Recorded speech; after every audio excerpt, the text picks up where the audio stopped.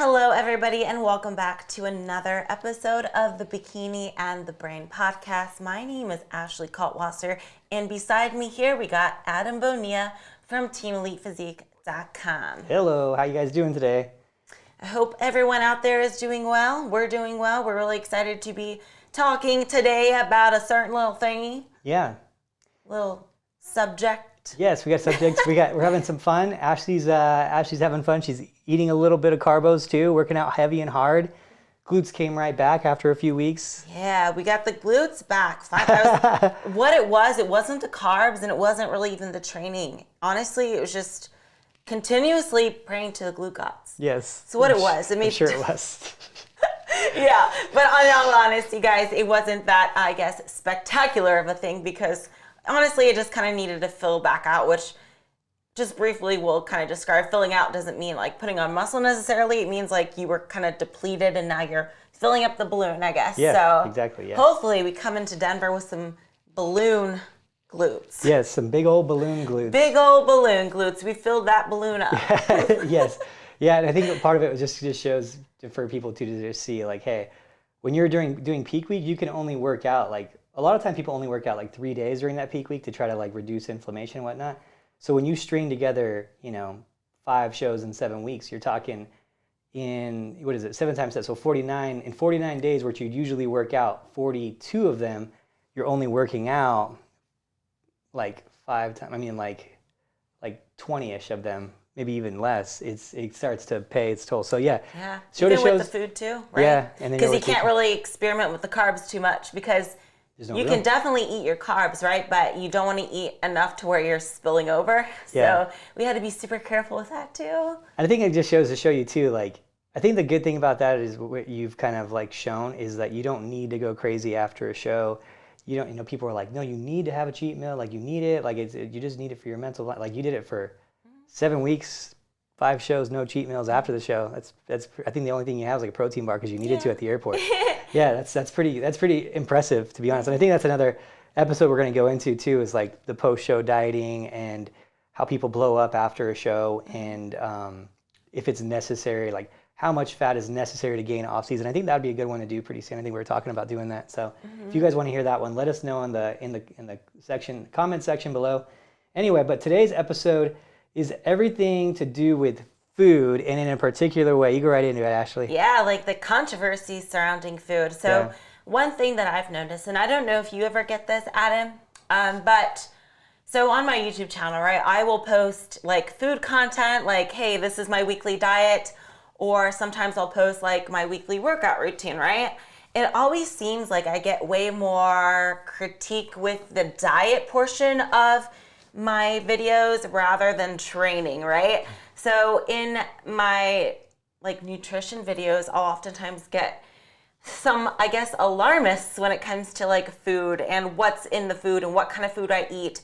We get some of that, and then we also get like the bros, right? Like the guys that maybe stumbled upon my channel somehow but are from like the bodybuilding side of our industry, and then they'll be like kind of critiquing it from that aspect as well. But I think there's a lot of misconceptions about like food and these little like, I guess, catchphrases when it comes to food. We hear them all the time. Non-GMO, artificial sweetener free. And you hear these phrases and sometimes people automatically think it's a good thing. Some people don't care. But I think a lot of how people perceive food to be healthy or unhealthy sometimes is dictated by like articles they read or something they saw on social media without really looking that far into it. Yeah, I would agree with that. And there's a whole bunch of them, to be honest. When I was looking at the topic a little bit, I was like, man, there's a whole bunch of, I guess you call them alarmists. Yeah. Right? It's funny how everything's so regulated by people's opinions these days too, right? Like you have to like cater to people's opinions. It's so funny. But so we're going to go into a couple of them. Some of them are myths, some of them are just, Ashley knows some, I know some that are different. Some are myths, some are true, and I think it's kind of cool to just dive into it, and that way you can, make your own decision for it, do your own research on it. But some of them are really kind of out there, to be honest. Right. Like how did this even become a thing? Yeah. And so we'll go ahead and jump into. So I think one of the first ones that we commonly hear, I think probably one of the most common ones is that you talked about was microwaving food, and then artificial sweeteners. Those are like the two that I hear about a lot. I hear by far the most is artificial sweeteners / chemicals. Yeah. So those are, I don't hear so much the microwave one. I hear that sometimes, but not as much as the idea of artificial sweeteners causing cancer, making you gain weight, or making you hungrier. So that's like, I think the three biggest things I hear about the sweeteners is like, it causes cancer, or your body doesn't know the difference between real sugar and artificial, so you might as well you do the real sugar. And then of course, anytime you consume artificial sweeteners, it just makes you hungrier than you would have been. So 3 different points to be tackled on artificial sweeteners. Yeah, so I think the first one, which has been, I mean, here's the thing. When you're doing like these studies, more times than not, almost always, you're doing it on like lab rats. And the problem is that it doesn't always translate to humans. It doesn't translate to humans in a lot of the scenarios, actually, probably in more than less. So when you look, and you also got to look at the quantities that they're doing. So when you look at, there's a couple studies. One was on like aspartame and lab rats, right, or lab mice, and the amount that they were having. So they were like, does it cause cancer, right? And in the mice, they said they had a higher likelihood that they would get cancer. What the amount they were consuming was so crazy that humans, to consume that amount, would be like nonstop drinking Diet Coke. Yeah. Like, it's not a reasonable amount, because they want to see the effect right away. Mm-hmm. Funding is limited usually, and they're like, okay, let's see if we can cause cancer if we give them enough of this type of thing. And so that's the problem, is when that becomes the baseline for anything, that's a really easy baseline to disprove, and that's the problem with, like, when you look at like the people who are looking at drugs and stuff too. If hurting someone is the baseline of good or not, and there's no amount limit to that baseline, then you can pretty much make everything harmful to someone. Yes. So if perfection is a baseline, really, I mean, water's bad for you if perfection is a baseline. Yeah. Because you could drink enough where you can die from it. Yeah, anything, so that's the issue that you have with these studies. You got to look at, okay, how is this used in real world application? Is me drinking a rain energy every day gonna cause me cancer? Or is it me drinking 1 Diet Coke a day gonna cause me cancer too? Or is it like, how many would it take? Mm-hmm. And that's where it becomes, okay, is there any practical like application of this study to real world? And in the ones that I've seen, it's no, because no one would drink that much. It just doesn't make any sense. Yeah, like your weight and basically pure aspartame. Yeah. Which the pure form of the aspartame is like crazy sweet to begin with, right? Yeah. It's like, whoa, you don't even, because a lot of people think that the blue packets that you see at like Starbucks, like that's more than just aspartame. That's a filler too, but the actual pure form of aspartame, you would just dip your little pinky in, put it on your tongue, and you'd be like, whoa, that's way too sweet, Actually, you know what? That's funny to go into. That's actually a good topic we could go into that part of it too. And then I'll let you go into the rest of it. But that's a really smart thing. So so when you get a sugar packet or a sweetener packet, sweetener packet, I saw you go in there, from like a Starbucks or something like that, it's not just the pink, the blue, the yellow, whatever. It's not just what's in the pink, the blue, or the yellow. Like, it's not just the aspartame, the saccharin. Is it saccharin is the other one? And then saccharin's pink, sucralose is yellow, aspartame is blue. Look at you. That's pretty good. That's pretty good. I didn't know that. I know my packets. That's pretty good. I'm dressed like an aspartame packet today. I did it just for the theme of today. You know what's funny? Here, not really. I just thought of that. But. So if you're not going to catch this, but Ashley's pants are inside out. They are. See my like thing here? Yeah, it is inside out. It's so funny. I noticed that, like an hour ago, and I'm just like, oh, whatever. I'll just roll with it. Whatever. You're an inside out aspartame packet today. Yeah. That's great. You gotta get away from me because you're gonna cause me cancer. Oh, so I'm definitely getting enough of you where I'd have cancer if you were aspartame. It's like daily with Ashley. It wouldn't out me. I'm taking years off your life. But you're so light, I don't think it would be relative to my weight.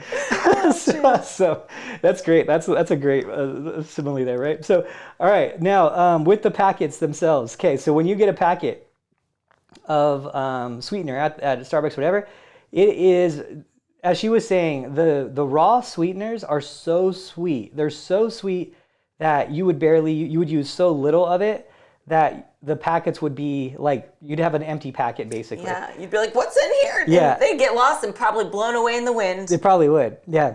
So, you know what really sucks is that these sweetener packets, instead of being just like aspartame as a little bit of amount or a little pill, and in some countries they're doing little pills now, which is really cool, where it's just the product, like just the aspartame or just the whatever, the stevia, and you just drop it in and it disintegrates. But in right now that hasn't really made it to the U.S. But in the U.S., the sweetener companies, they think we're all stupid, and this is actually the reason. This is crazy. This is actually the reason. They think the consumer wouldn't understand. They didn't say we're stupid. They said they think the consumer wouldn't understand getting a packet that was so close to empty and so far away from sugar that they wouldn't use it.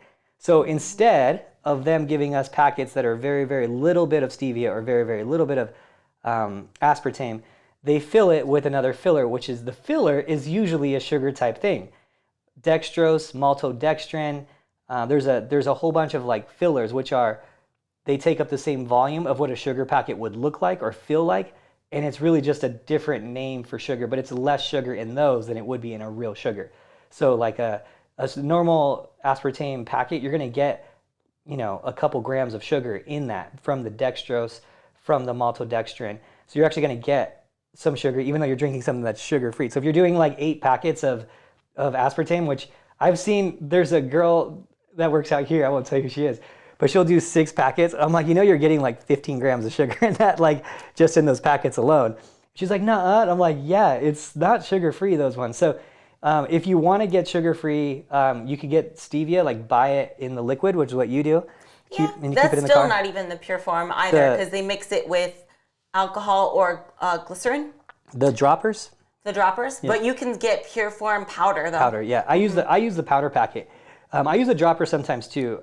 You're using very, very little of that, but I use the droppers, or I use the and there is a liquid one. They just have water in it too. I have seen that one. Yeah. Well, here's the thing about the liquid. It's definitely like if they like mix it with alcohol or water, for example, it's not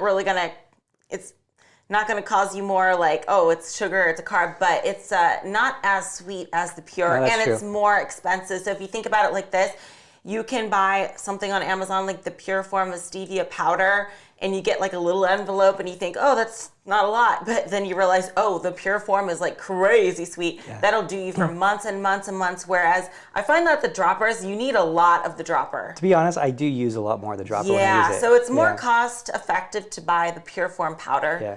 I have the powder packet that I get from Amazon. It's like, I mean, for people who aren't seeing, I guess it's like 6 by 4 or something. I don't know. It's like they give it to you in grams. I think it's like 200 grams or something. I don't know. But it's like $20, and it seems like a lot for a little. But then I probably use one packet like every like 18 months. Mm-hmm. There's just so much, so little of it. Sweet, yeah. So there's like a scale of sweetness, they call it, and like if you ever seen the hot scale where they rate everything based off like a jalapeno as like a baseline, where it's like this pepper is like 200 times the heat of a jalapeno. They have something similar to that with sugar. Like this sweetener is 200 times the sweetness of sugar. And all of the artificial sweeteners are like hundreds of times sweeter than the actual sugar. So anyway, that's just something good to know. Those packets, they're not calorie free, they're not sugar free. And yeah, you're gonna add extra calories to your drink. So beware of that, guys. Yeah. So the other one was the other two topics that was the other point about artificial sweetener, and I've heard this, that your body cannot tell the difference between real sugar and artificial sweetener. Now, I do not know where that one came from. Honestly, that one is very, very false. Your body definitely can. And I'll tell you what, for peace of mind, I used to travel a lot to show.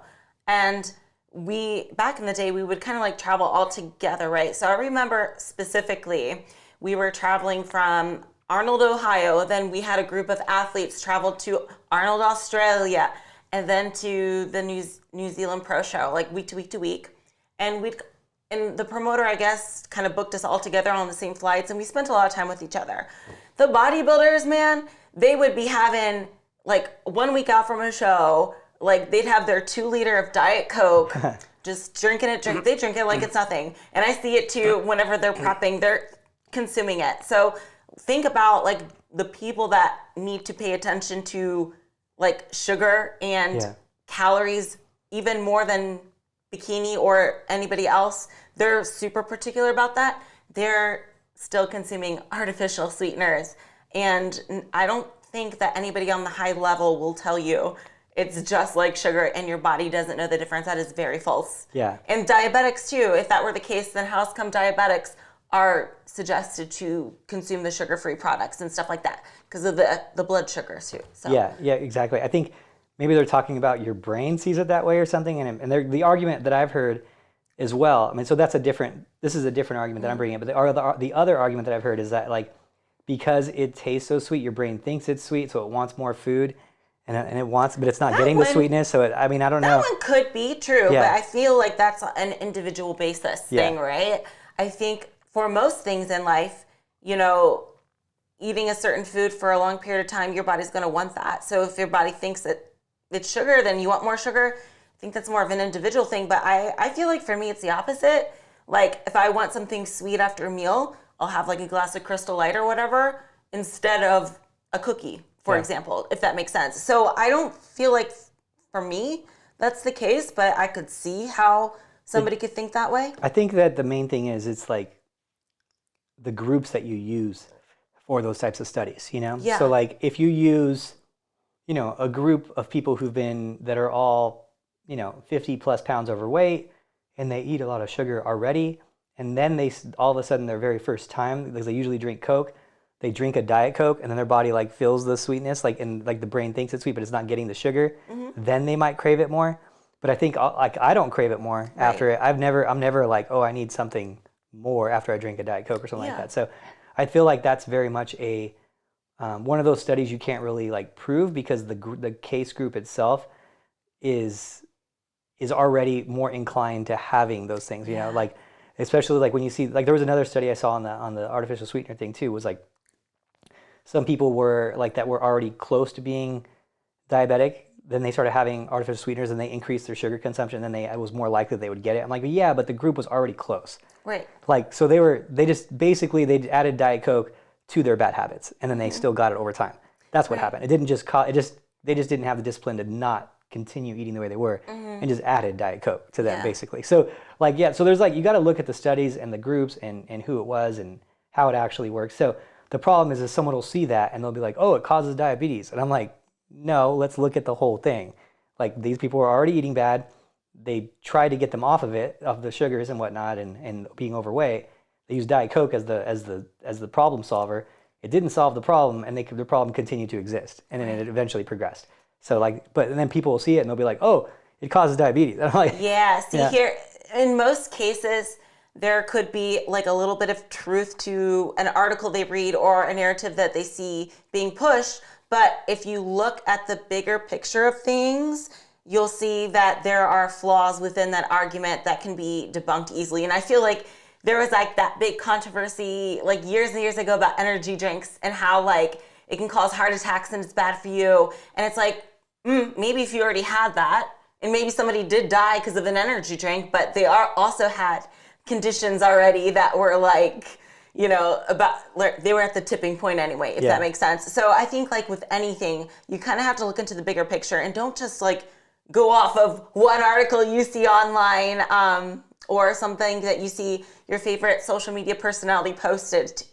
There's always more to the story. Yeah, there was one with a popular thermogenic like in 2000s. They're like, some girl who was playing soccer, she died because she was taking some type of ECA stack.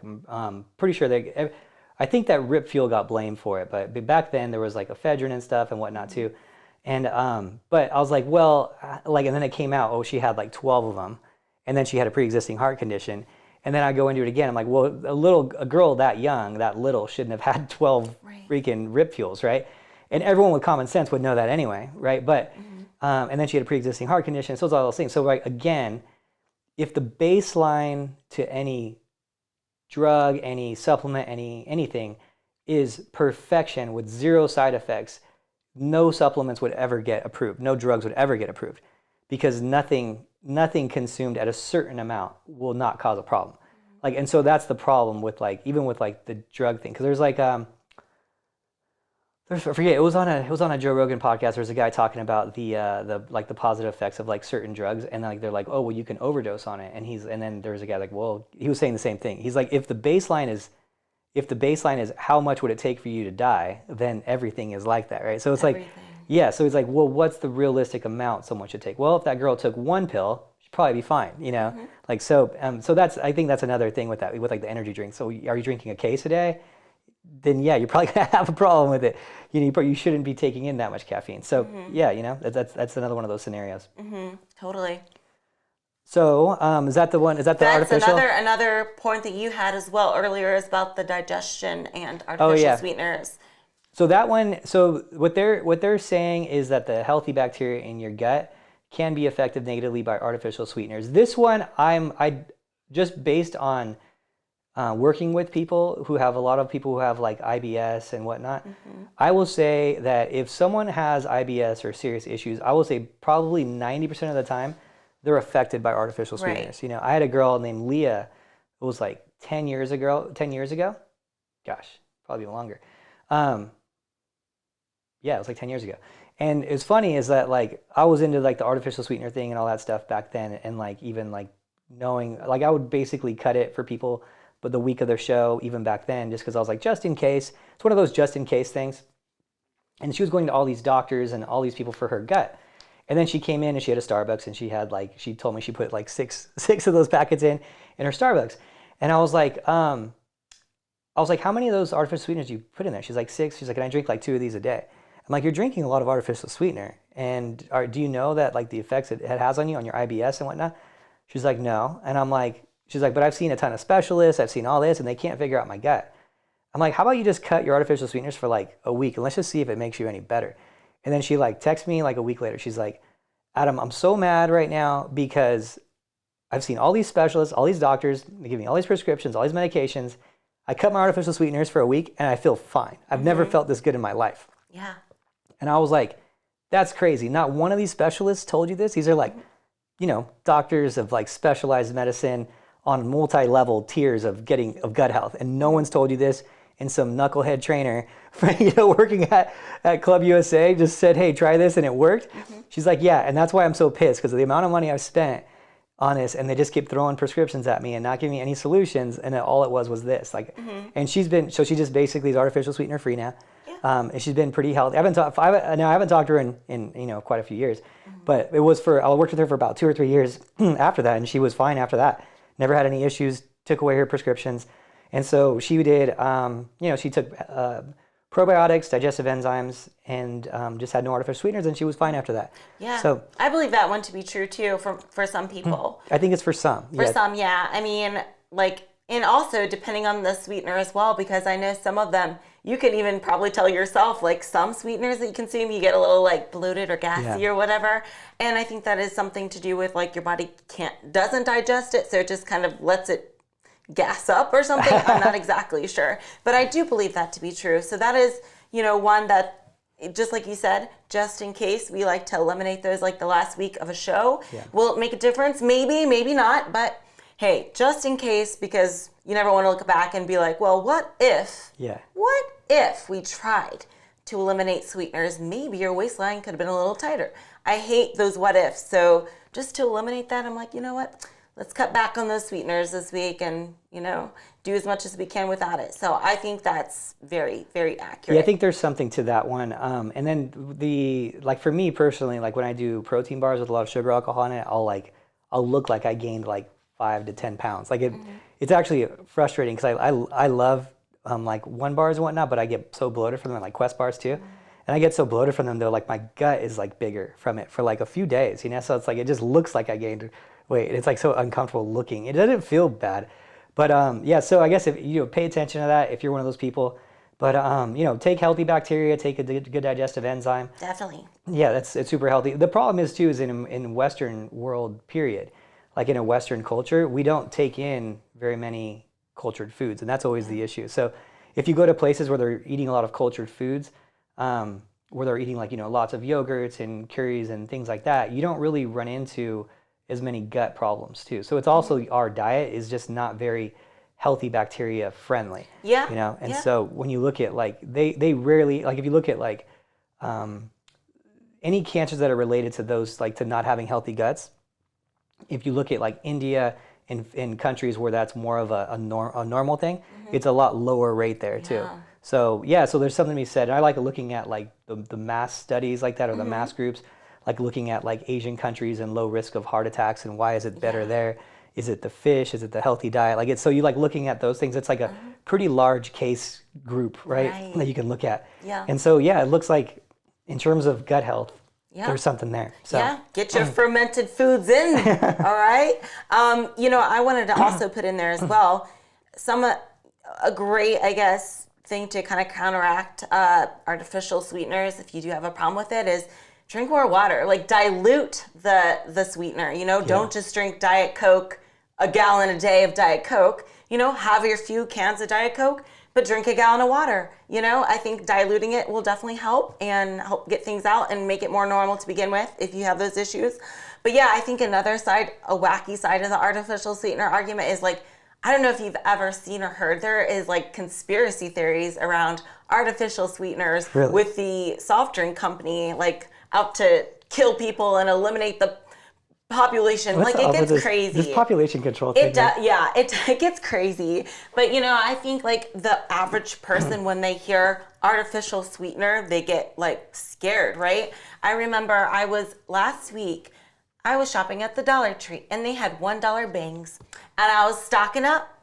And then when I went to cash out, the cashier was like, "Oh, I've never seen these before. What are these?" I was like, "Oh, it's just like an energy drink." And she's like, "Wait, there's 0 calories. How? How is it 0 calories?" And I'm like, "Oh, it's just, I think it's sweetened with sucralose." And she's like, "What's that?" And it's like, "It's an artificial sweetener." And she's like, "Oh, no. And I'm like, she's being like a concerned mom or something. And I'm like, I didn't get into the whole debate. I was just like, okay. So the average people get scared of that. And that's like, probably she would look at that, a sugar-free drink or a Diet Coke versus a regular Coke. And I bet you 9 times out of 10, she'll pick that regular Coke. Cause it's like, because she'll think it's better for her. Because she thinks because that one is artificial, it must be worse for you than real sugar versus artificial sugar, you know? Yeah, there's a lot. That's a whole nother rabbit hole. But the problem is, here's the issue that you run into too, and I'll just touch on it briefly because this is a whole nother rabbit hole. But any giant organization is going to make other organizations try to look like not as good and make themselves look better. So unfortunately, the sugar like organizations, the big, if you want to call it big sugar, which is big sugar, it's like an actual thing. You know, it's big like sugar. They have a ton of lobbyists putting pressure to keep sugar at a very high amount in the United States. That is in their benefit to make everything else look bad. So if you can make artificial sweeteners look bad and make your product look better, and you consume more of it, like they got to that girl. And it's an actual real thing. Like you can look up sugar lobbyists. It's crazy. And so like it's a real thing, and it's unfortunate that you can kind of like buy your way in our country into, you know, bills and studies and things like that to put out in the mainstream media, but you can, and that's just the reality of things. That poor girl's watching TV. She doesn't know that she's being fed like little snippets that help the argument of sugar.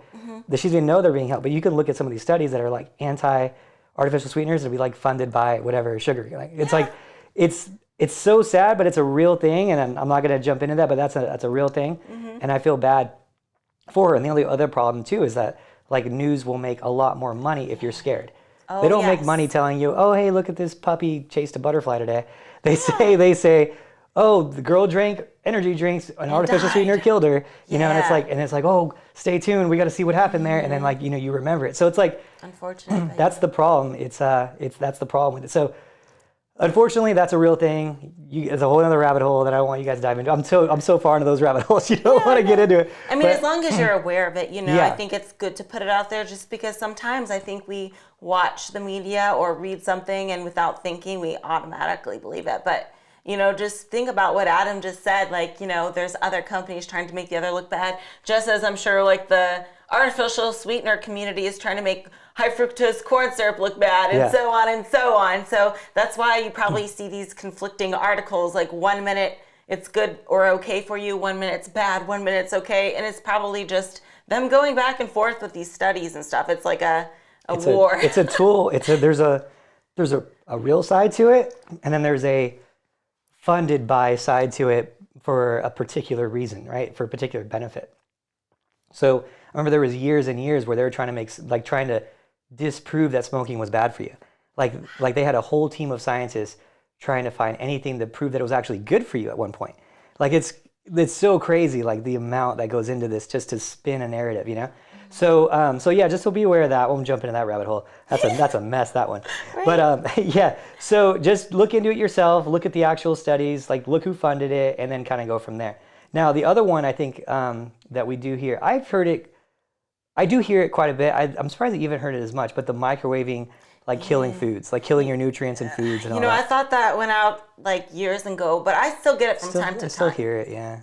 It's like, man, what the heck? I mean, I get it why people would think, like, because of microwaves, they're waves, radioactive microwaves coming and attacking your food, sucking up all the nutrients and giving you cancer, But, man, microwaves are so common. And from what I understand of it, it does quite the opposite. It preserves in comparison to, like, cooking or frying your food. Yeah, so here's the thing. Okay, so, again, this is another multi-layered thing where you have to look at in terms of depth of it, right? So, all right, does microwaving food hurt the nutrients in your food? And the short answer would be yes. That's the short answer. Okay, now the next question is, does any cooking of food at all denature things in your food? Does it hurt nutrients in food? And that answer is also yes. Any heating of food, except for particular foods, will make it worse than if you just ate it as is. It'll make the nutrients less. So now you have to look at, okay, what are the degree of which microwaves hurt it versus the baseline, which the baseline could be, cooking it in a pan, right? Which is we're all like, oh, that's good for you, right? So how much worse is it is the real question, right? So because all cooking is eating, the best way to eat broccoli is right out of the ground. Sorry guys, that's just the way it's going to be. Because as it is, it's just better for you. It's 100% of the nutrients, right? Now, any cooking to that is going to be less good for you, right? Less nutrients available. And that's just like biological availability of food. It's called BV. But the flip side to that would be now you're going to probably experience some digestion issues because people who consume only raw sometimes can't even get enough food in because it's having a hard time breaking it up. That's the weird, weigh your options. Yeah, that's the thing about the extreme community where they're like, oh, you need to get all your nutrients from food and you can't eat it from supplements and this and that. The problem is with that whole side of things, I'm like, do you know how many nutrients, like how much food it would take to get in all your vitamins and minerals from food?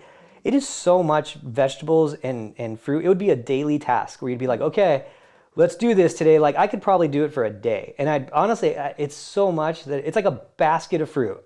And then the calories are so high, you probably have all the problems with like the diabetes with it, at the end of it. So it's so much fruit and so much veggies, like the pure volume of the food and sugar that you're eating is just like, it'd be too much. So yeah, I'd rather get it in a pill.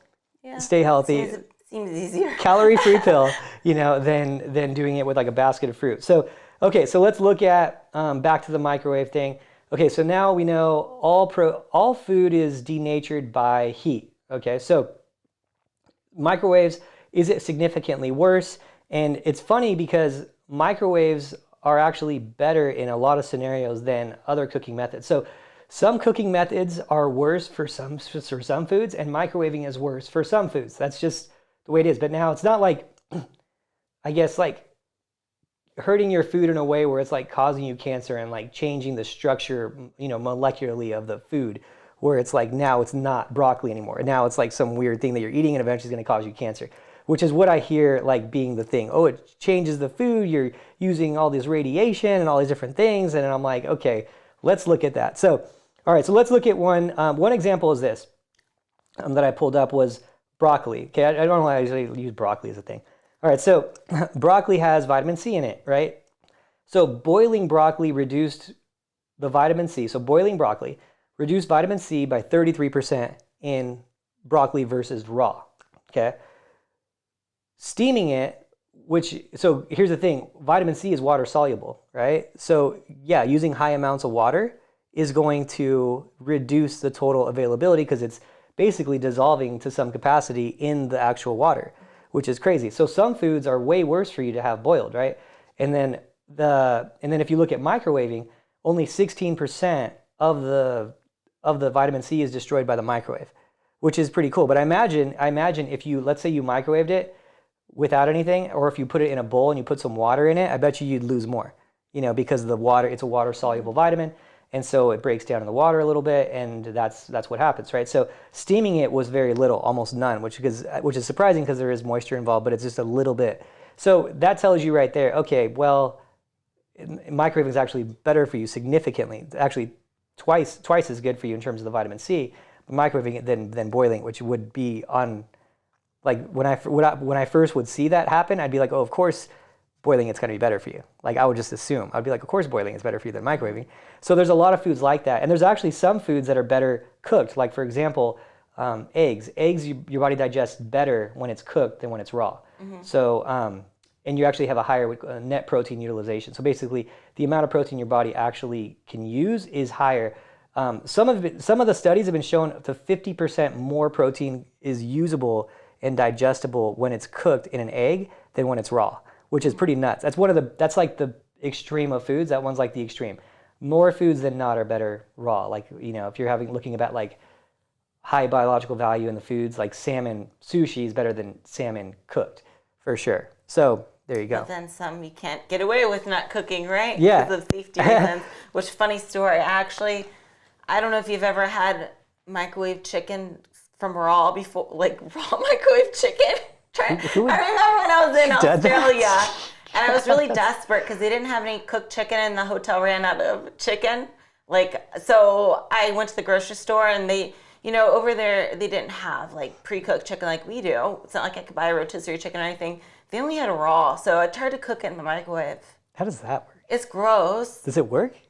I mean, technically, but it was very rubbery. I figured it was better than raw though. So I won't have to do that again. I wonder what happens with that. I wonder what Ed's doing. That's funny. It's gross, but yeah, from raw, it's definitely disgusting. That's pretty gangster, dude. That's a commitment to. Yeah, I mean, it didn't go over so well. So I mean, that was a one-time only thing. That's funny. Oh my goodness. Good times. That's a funny story though for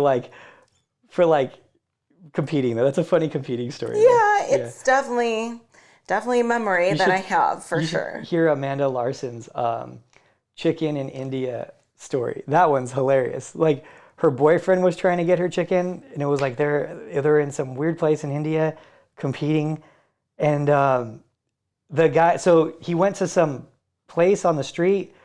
And Indian, he was like, yeah, I just need chicken. I just need chicken for her, and that's all I want is just chicken. And they only had like chicken, like full chickens there. So he's like, well, I just want the breast meat. And so they gave him the breast meat. So some guy was like cutting it and cooking it.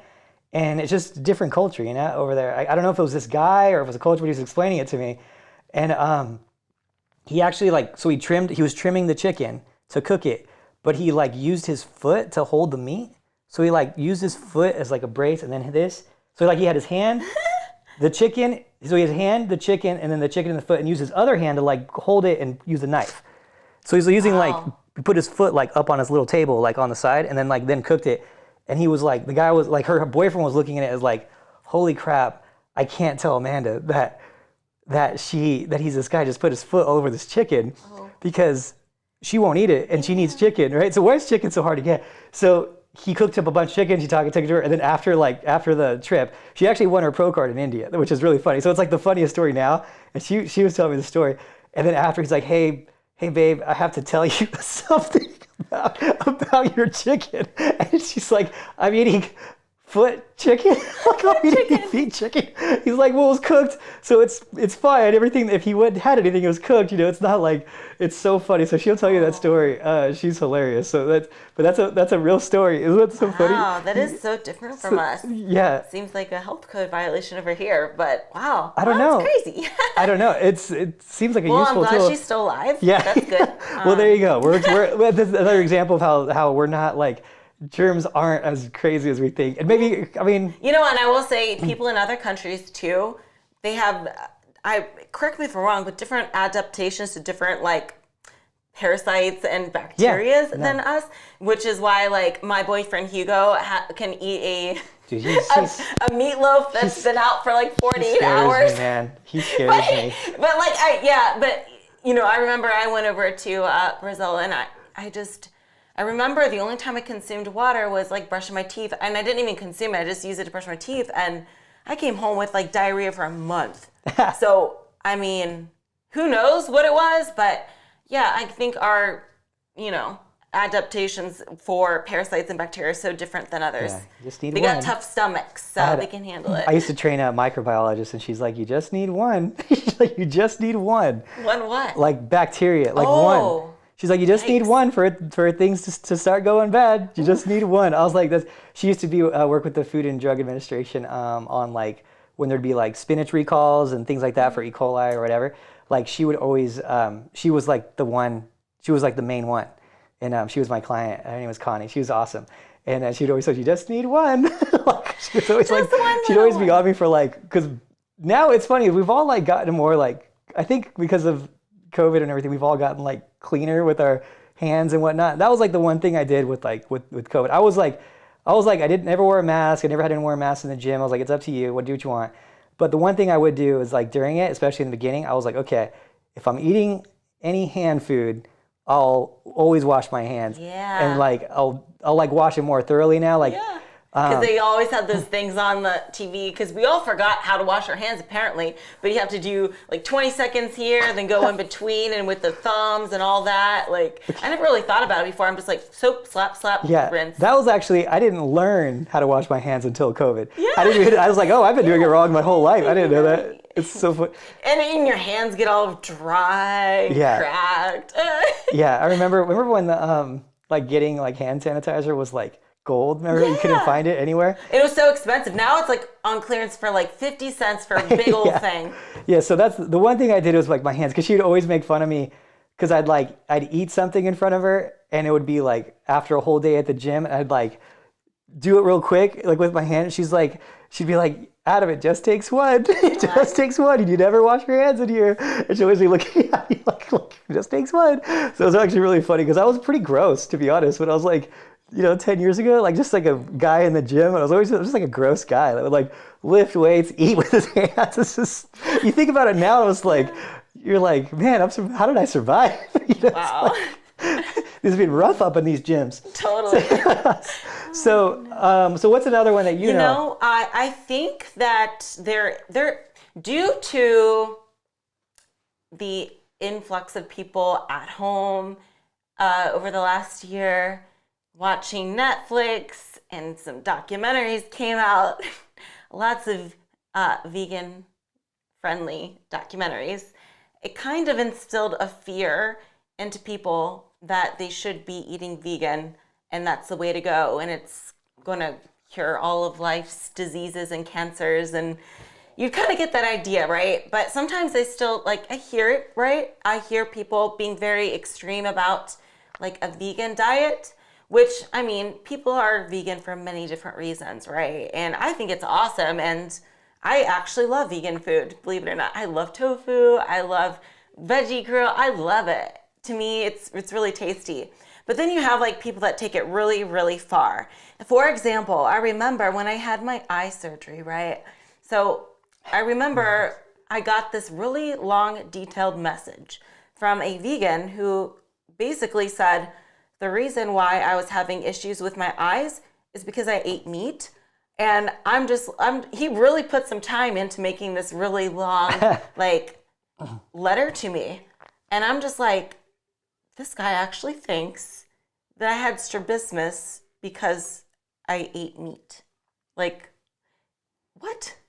Huh? Like, I don't know. Maybe he's been watching too many documentaries. I'm not sure. But, I mean, clearly being vegan has some health benefits, but it's not going to cure everything for everyone.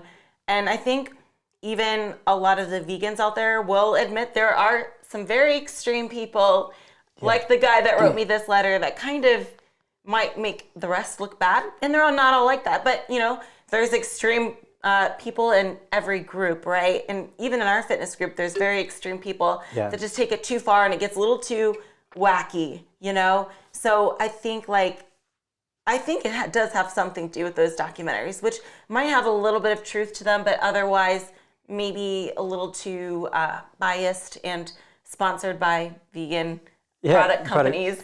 That one was sponsored. They found out that it was sponsored by a whole bunch of vegan product companies. That's crazy. So, it sucks is that's a thing, and then it's getting traction too, which sucks. Yeah. And I'm all for vegans. You're a vegan, great. I love their. I work with a few vegans. Mindset, yeah. Mm-hmm. I did it for a month myself just to try it. That's the problem I had with being a vegan. I did it just for a month to like go through it so I can help people prep for it better and like understand it. My issue with it was you have so much more volume of food, like so much more volume of food versus like, because getting your protein in 4 ounces of meat to the equivalent of that in like beans or something is like so much food. It kind of throws off macros sometimes too. Like your carbs are going to be much higher than the average person. So your ratios change. What I found I had to do was I actually had to decrease my fat in order to get the same calorie marker, because the proteins, a lot of them are 1-to-1 ratios of carbs to protein. The problem with it became when like someone was like having to go real low carb. It was difficult because everything was attached to a carb, unless it was like, again, like a pea protein or something that was like gluten based, like seitan, which is like a gluten based protein, which is really good tasting. And if it was like one of those meats or whatever, like whatever those meats are, like the incredible, what is it called?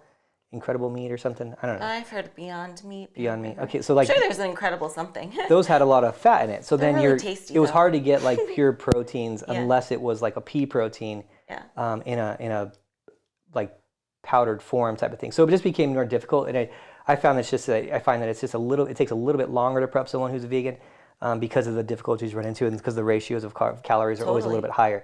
So like that's the one thing that's like seems to be pretty consistent. There's ways to make up for it, like you could do more amino acids and less total protein, things like that. But the one thing I learned from it when doing my vegan diet was that it's really good for just voluminous food. So if someone's really hungry all the time, like on a diet, and they're one of the people that like really struggling on a diet all the time, like giving them like one vegan meal like early in the day might keep them more full throughout the day, which is like, I was like, that's a good tool. Yeah. I'll keep that tool in my box. And, you know, if I can give someone a bunch of, you know, greens and beans, you know, and they can be more full throughout the day, and that'll help the rest of their diet throughout the week. So I think that's definitely some positives to it. Yeah. And I think that one of the big ones that people, like the vegans, will talk about is like, you know, your overall heart health and cholesterol because of it. So that's the thing that people I think need to understand too with like cholesterol is that if you consuming cholesterol is not going to raise your cholesterol unless you're consuming like crazy amounts. So let's say if you're eating, you know, a ton of cholesterol and then you're getting extra cholesterol hormone in your body, then yes, you have higher cholesterol. But if you're eating foods that are like less than the amount you produce, that's just going to replace the amount you're producing. So that's what people don't understand. So if let's say you're, whatever, just to make it simple, if you're producing 100 of your own cholesterol and you're consuming 50, well, now you're going to produce 50 more. Versus if you consume none, now you're going to produce 100. Right. So that's what people don't understand about cholesterol. They're just like, oh, cholesterol is bad for you. I'm like, well, cholesterol in excess means excess hormone, which is bad for you at excess hormone. Excess testosterone is bad for you. Excess estrogen is bad for you. Excess anything is bad for you. Right. So like that's what the whole, like you just need to dive into these things and understand them better to like really be like, okay, is it bad for me, or is it like, again, it keeps going back to the again, is anything and too much bad for you? It always keeps going down to that again. True. So that's the thing. If that's the argument, that's not the best. If it's for animals, I'm all for that. You know, I think that I'm a meat eater, and even I have a problem with how they treat animals when it comes to like, you know, mass food, you know, like the mass food, like the chickens and how they treat them, the pigs especially and how they treat them. Like, so, so I get it, you know, the overfishing, all that. So Yeah. Totally. And I think like, yeah, it can definitely be helpful for some people. It's just that, kind of, you kind of hear sometimes that crazy stereotype of vegans, which they, for 99.99% of them, they're not. It's that one little minuscule loud bunch that just thinks like it's gonna fix everything in life, solve traffic, my vision issues and any and hair loss and this and that and anything you could think of. I'm pretty sure someone out there has said, if you're vegan, it'll fix it. Relationship problems, be vegan. Yeah. I don't know. You know what I mean? But I think it's just that very small amount that kind of just like, hey, just chill out, Yeah. But and I will say there is an opposite side to this. The anti-vegan people, which is also super annoying. The kind that, well, first off, I really hate the people that kind of make fun of vegans and stuff, for the animals, PETA, what is it? Preparation of eating tasty animals or something. Come on, you don't need to go that far. But, some of them are the very carnivorous bunch that thinks that soy is going to give them man boobs. Yeah. So vegan diets tend to have soy, and they think soy raises estrogen. Estrogen means you're about to wear a bra in 2 months, Adam. You're going to be a 34D in 2 months if you turn vegan. You got me hooked on the soy. I'm a straight up soy boy now. You got me on the, at Starbucks, I started using her thing. And actually, I go to Dutch Brothers a lot now, too. I need to try that place. We got to get you there. I've never tried. It's good. I pass it all the time, though. They do 4 ounces of, I do 4 ounces of soy. Yeah, that soy really thickens up the milk. It's nice. It thickens it up, yeah. I like it. Soy boy. Hashtag soy boy. So, no, I think, you're the same way. What's funny is that, Arnold Schwarzenegger is a vegan now, too. Or is he vegetarian or vegan? I do not know. I think he's a vegan. But in his old movies, he was, making fun of, vegetarians or vegan. I think he said vegetarian in one of his old movies. He's there's, some weak guy, and he was he must be a vegetarian, making fun of him. But even he's, a vegan or vegetarian now. Yeah. Which is really funny, because, I think that there's a lot of, that, macho behind the, meat eaters, and I'm it's steak. Yeah. Let me just blend this steak up. Yeah, it's kind of fun. Whatever the diet is, they're all workable, and they all have their benefits. There's a lot of benefits to the pure meat, a pure meat diet. Jordan Peterson's been doing that. Mm-hmm. Joe Rogan's been doing that, and they both have had positive results for it. Totally, and especially everybody's different. So. Yeah, Jordan Peterson's has been pretty incredible. His results, he was really sick before he did all meat, which is kind of shocking. His daughter too. His daughter was really sick. So yeah, it's just everyone has their thing that's going to work for them, and whatever works is fine with me. I don't care. Definitely, so, I agree with that. Yeah. So find your happy diet that works for you, and get to know your body a little better. Which I think, again, going back to many podcasts ago, that's one of the benefits of even competing is getting to know your body, what foods work, what don't, and how it responds to everything. So and it's crazy. It's always evolving, always evolving. Even with Ashley this last week, we've evolved with. So this season we started loading carbs a little bit more, and then we were doing them a couple days before the show, and then we were still running into some days where she'd be a little bit softer or absorb them better, maybe even 3 days later. And so we're figuring it out. And then as we've started to fill out a little bit more since the last few shows, because she pretty much got to ultimate flat at this point. and then we just started adding carbs in daily because we had enough time. We're man, this trickle effect is giving you a really good effect. Just having them for 10 days. Maybe we'll just do a lot less over a more sustained amount of time. We're going to try that now this show.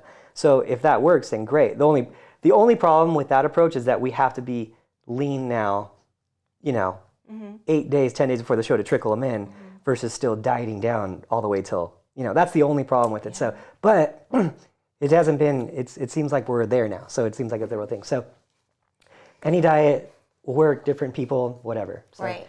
I think with that, is that where we're at? That could be where we're at for today. We might make a part 2 if you guys like it. We could do that, so let us know. We have a lot of potential topics, I think. Yeah. It's I got them written down or have them in the back of my head. You know what? Some that people suggest. Are you okay, Adam? So, I don't know what's wrong with me. I'm not sick, but I've had this cough for 2 months, and it's been today is getting me. I am beat up though. I played a hockey game yesterday. It was really rough. It's not COVID, and No. I'll tell you why. Because if you had COVID, I probably would, and I just got a COVID test because I got to go to Hawaii and mine's negative. So Well, good. It's not. That's good. No, there's been 2 months of this stupid cough, 2 months. I always get them for like sustained amount of time. So, but I am beat up from the hockey game yesterday. What I was thinking is maybe you can say some of the topics, like maybe 3 that you're thinking, and then they can pick which one we do next. They can you tell us in the comments section what you guys think you want to hear of next. I know one of them is we talked about was like the post-show, not even necessarily the post-show diet, but like your actions post-show and taking accountability Yeah. for your own actions rather than blaming it on a scenario, situation, or your coach. But basically taking accountability for your health and what you do with your body and what you eat and how you go about it. Yeah, especially post-show. That's the important thing. Post-show, because Yeah. I feel like that definitely is an area where a lot of girls know they mess up but want to put the blame on others. Or you'll see people retire and they'll be like, competing ruined me and now I'm fat. And I'm like, no, that's not what did it. So like things like that. And then what's another couple of topics? Another one would be looking back on our own old kind of content or ways that we thought about certain fitness-related topics and see what's changed, what stayed the same, because I know that I don't think the same way, like 6 years ago about things, and I'm sure you are always changing too since you're researching constantly. So your opinions might have changed on a few things. Totally. I even have like a formula I created to prove something that I don't believe in anymore. Wow. Isn't that crazy? That is really crazy. Yeah. And I was like set on it. And it was based on tempos, like exercise tempos. And I created like a formula of like units of tension that I created. And I was like, see, you can't argue that you're getting more units of tension based on this. And like it was like this whole, it's funny because now I don't believe it. And it's like I spent so much time on it, like months on it, on creating this like formula to figure out what like the optimal time period under tension was for. Anyway, it's now I look at it, I'm like, that was a stupid waste of time. But like, yeah, so that would be a good one. Also, Q&As we're always down to do. Even there's another kind of portion of a Q&A we could do, which is reacting to like unpopular opinions or reacting to controversial opinions that people hear within the industry, little catchphrases, little phrases, and basically reacting to things that people are thinking but too afraid to say. Yeah. And think, do we agree or do we disagree? And here's why. Yeah, for sure. And then, so that's it. So let us know what you think, and we'll go from here. So thanks, guys, so much for listening. We'll talk to you next time.